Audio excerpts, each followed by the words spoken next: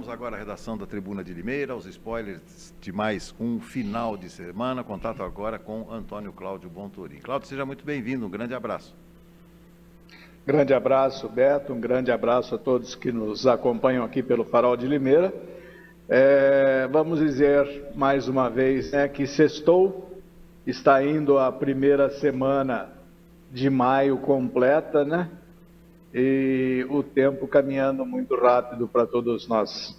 E vamos tocando, né, Beto? Vamos informando, vamos opinando e vamos tentando, pelo menos, deixar as coisas mais claras para os nossos ouvintes e telespectadores, né?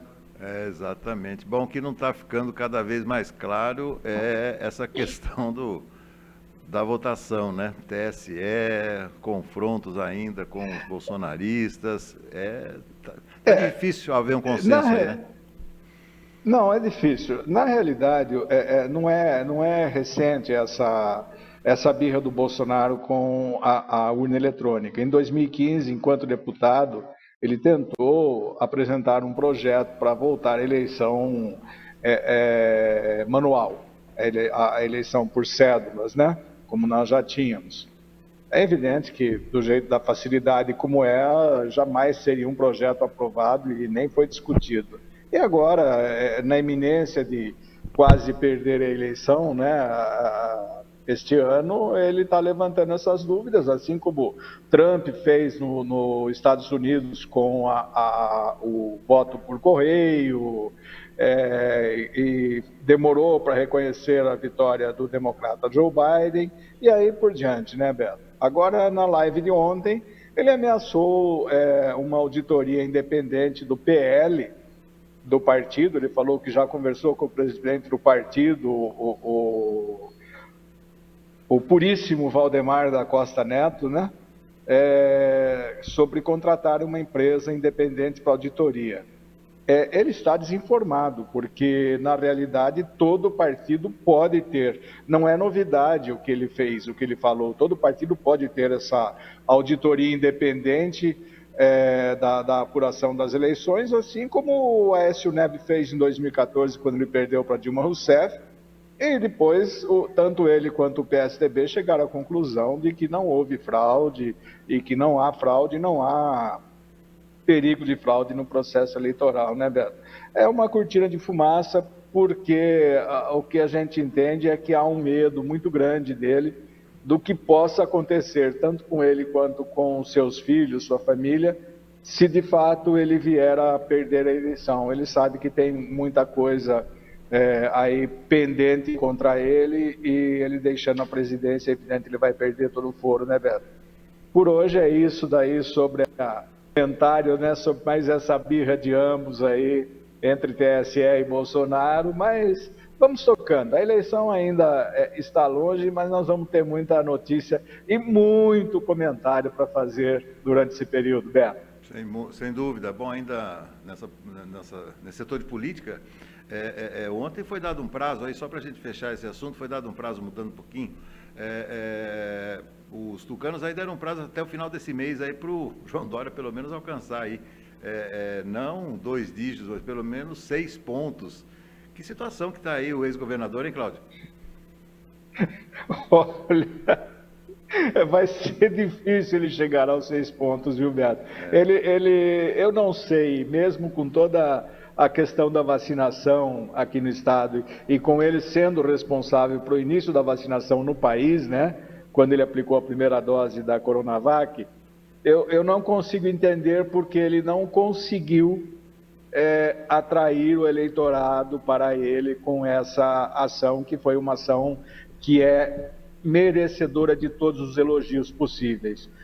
Eu acho que ele, vamos dizer assim, fez assim, uma estimativa muito grande da sua capacidade para concorrer à eleição, mesmo porque ele pode ser conhecido no estado de São Paulo, mas o restante do Brasil pouco se sabe de João Dória, né? Diferente de Bolsonaro, de Lula, de Ciro Gomes, por exemplo, né? que tem uma penetração muito grande no resto do país. O próprio Sérgio Moro também, pela Lava Jato. Então, é difícil, né, para ele. E, de fato, dessa vez, eu acho que os tucanos ficam sem a presidência da República novamente e sem o governo do Estado, Beto. Também acho. Aliás, desculpa, né? Falamos João Dória, mas não é João Dória, né, Cláudio? É João, né? Simplesmente João. É João? Por que João? Essa eu não sabia. Não, a ideia é dos marqueteiros brilhantes, né? Ele está sendo chamado, inclusive, na propaganda partidária, que já está no ar, de João, para se tornar mais popular. Você acredita? O João da calça apertada? É o João. Não, bom, isso aí já é outra conversa. Mas ele está sendo chamado de João aí, é demais, né? Maravilha. Aliás, você se lembra... Não, você se lembra do tempo do José Serra? Também teve esse lance, né? Aí ele foi chamado de Zé, né? Durante a campanha presidencial. Olha o Zé. De Zé, verdade. É isso aí. Verdade. O Zé que usou uma favela cenográfica para a propaganda dele. Exatamente. Mas vamos lá então. Vamos aos spoilers aí da Tribuna de Limeira, mais uma edição desse final de semana. Cláudio, por gentileza. Nós temos algumas matérias interessantes, né? Um balanço da finalização dos ajustes dos eleitores, né? Limeira de antemão já conseguiu mais de 200 mil eleitores, né? Com 201 mil eleitores registrados até o dia 4, né? Esse número vai aumentar mais um pouco, com certeza. Nós vamos tratar também da questão do transporte público, né, que foi assinado o contrato de concessão, terminando um imbróglio aí de mais de 7 anos, né, que vem desde 2015, e uma matéria que será o destaque muito curiosa, né? Eu dou continuidade sobre a questão dos projetos dos vereadores na Câmara, os que já estão prontos para irem à votação e os que estão ainda em trâmite, e descobri que tem em trâmite ainda, Beto, um projeto do Jurandir Paixão de 1988. Você acredita nisso? Em trâmite ainda? Em trâmite, na Comissão de Constituição e Justiça, e o relator é o vereador Junegão, do PV. Meu Deus, que raridade, hein? Uma troca de áreas e de prédios entre a municipalidade e então, Máquinas da Andréia. Esse projeto está em trâmite ainda, de 88. 24 anos, 25 praticamente, né? 25 anos, né? É isso aí, a celeridade, né? Não é só no judiciário, então, é na política também, né, Cláudio? Falta, também, né? Tem lá de 2013, 2015, tem muitos projetos bem antigos lá ainda. Interessante, viu? Muito interessante, curioso. Bacana. Tem algum spoilerzinho aí do Fora de Expediente? Fora de expediente, nós vamos tratar da questão falar da Câmara, da sessão da Câmara, né? Vamos falar um pouco também da questão política em Limeira, das discussões dos vereadores, né? E algumas cobranças. Essa semana, na sessão da Câmara, o vereador Ceará foi um verdadeiro oposicionista, né? Opa! Então, tem umas coisinhas interessantes, realmente. Leitura imperdível.